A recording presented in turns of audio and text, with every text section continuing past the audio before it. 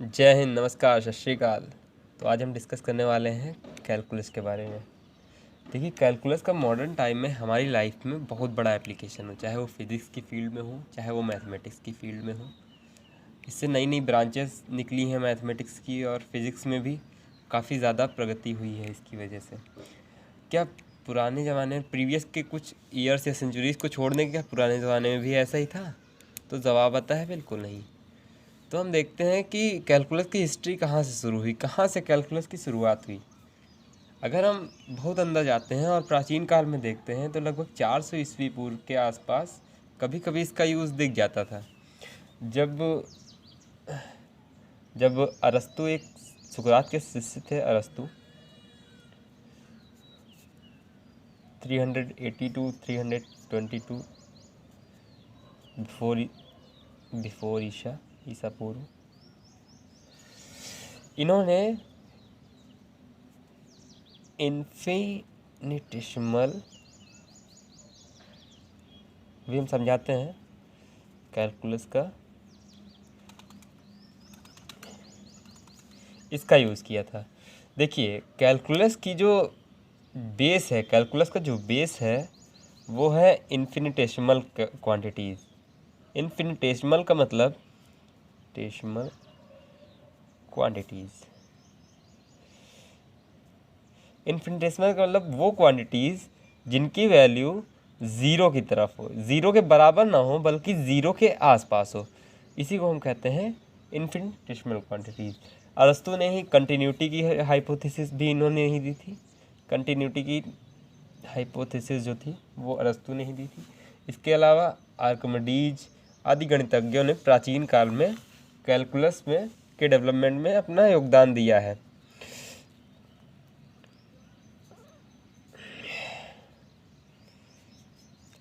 अब तो ये तो हो गई कैलकुलस की प्राचीन काल में बात। लेकिन मॉडर्न टाइम की जो कैलकुलस है उसकी शुरुआत कब से हुई? तो मॉडर्न टाइप की कैलकुलस की शुरुआत 16वीं सदी में हुई। 16वीं सदी, अब हम 16वीं सदी का नाम क्यों ले रहे हैं? क्योंकि इससे पहले तो जब 16वीं सदी के आसपास कैलकुलस की ज़रूरत इसलिए पड़ी क्योंकि आम धारणा थी कि मोशन के बारे में जो स्टडी है वो बहुत ज़्यादा नहीं है।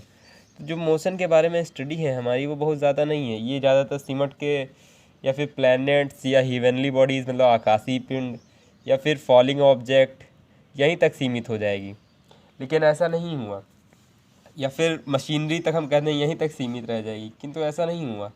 देखो, व्यवहारिक रूप से देखा जाए तो 1600 ईस्वी से 1900 ईस्वी तक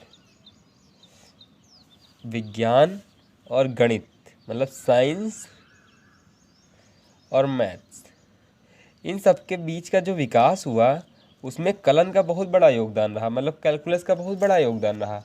जैसे कि चाहे वो ग्रेविटेशन की फील्ड ले लीजिए, चाहे वो हीट की फील्ड ले लीजिए, चाहे वो फ्लो ऑफ वाटर की फील्ड ले लीजिए, चाहे वो डिज़ाइन ऑफ एरोप्लेन की फील्ड ले लीजिए।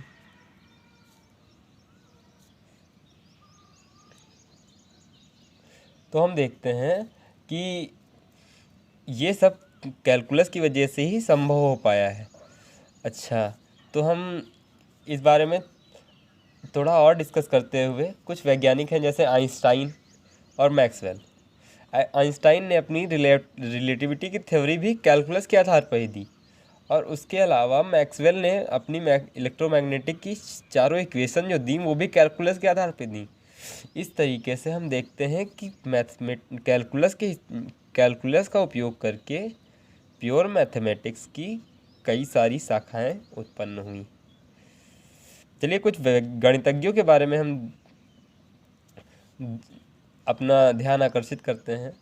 तो सभी गणितज्ञों का नाम लेना तो पॉसिबल नहीं है, लेकिन फिर भी उनमें से हम संक्षिप्त कुछ गणितज्ञों का संक्षिप्त वर्णन करना चाहते हैं।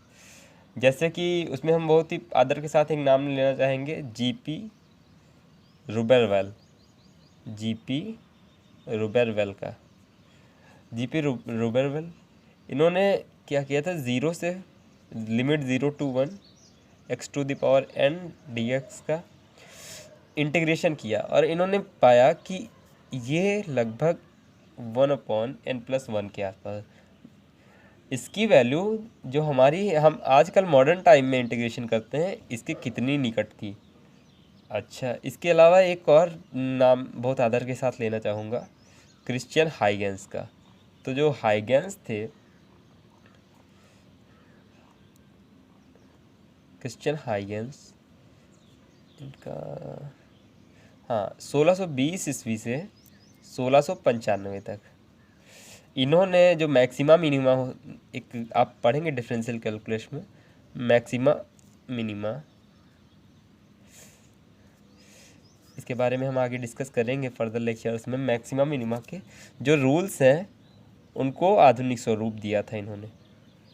इसके साथ ही हम बहुत ही आदर के साथ नाम लेना चाहेंगे आइजैक न्यूटन साहब का, और इसी के ये एक ब्रिटिशर थे, और इसी के साथ एक और नाम लिखा है G.W. लीबनीज। तो जो आइजैक न्यूटन और G.W. लीबनीज, इन दोनों ने स्वतंत्र रूप से मतलब अलग अलग देशों में कैलकुलस पे अपना रिसर्च की, और दोनों ने कैलकुलस के डेवलपमेंट में बहुत बड़ा योगदान दिया। तो इन दोनों को स्वतंत्र रूप से फादर ऑफ कैलकुलस कहते हैं। इसके साथ ही हम देखते हैं कि इसके साथ ही कई गणितज्ञ जैसे टेलर है, रॉस टेलर जो न्यूजीलैंड के प्लेयर हैं, वो नहीं बल्कि ब्रूक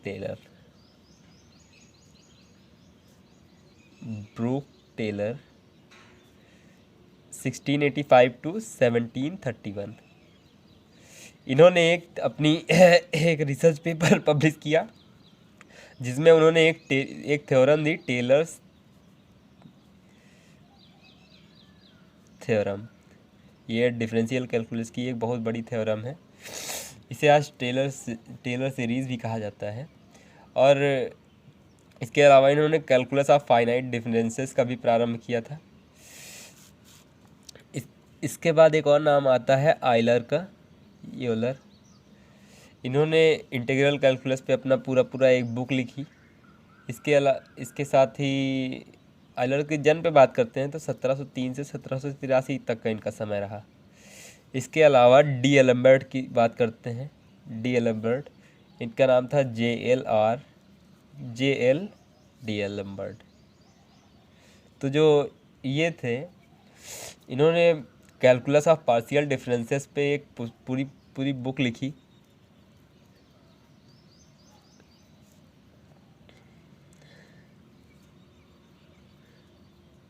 डिफरेंसेस पे एक पूरी बुक लिखी इन्होंने।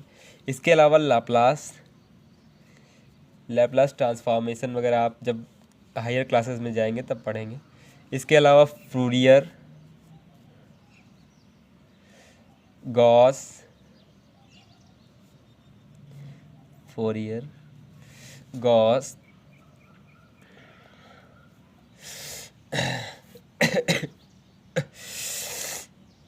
गॉस ने ही जो कॉम्प्लेक्स इंटीग्रेशन है उसकी नींव डाली थी।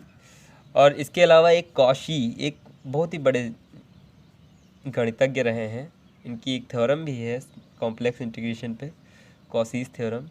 तो कॉशी ये एक फ्रांस के महान गणितज्ञ थे। इन सभी के योगदान के बिना कैलकुलस का डेवलपमेंट नहीं हो पाता। बिल्कुल, हम लोग जो इतनी अच्छी साइंस और टेक्नोलॉजी में इतनी अच्छी कंप्यूटर्स वगैरह का इतना बढ़िया यूज़ हम एप्लीकेशन आज के मॉडर्न लाइफ में देख रहे हैं, तो ये बिना इस डेवलपमेंट के पॉसिबल था ही नहीं। तो फिर बाद में कैलकुलस को हमने 2 भागों में डिवाइड किया। स्टडी के लिए कैलकुलस को 2 भागों में डिवाइड किया, डिफरेंशियल कैलकुलस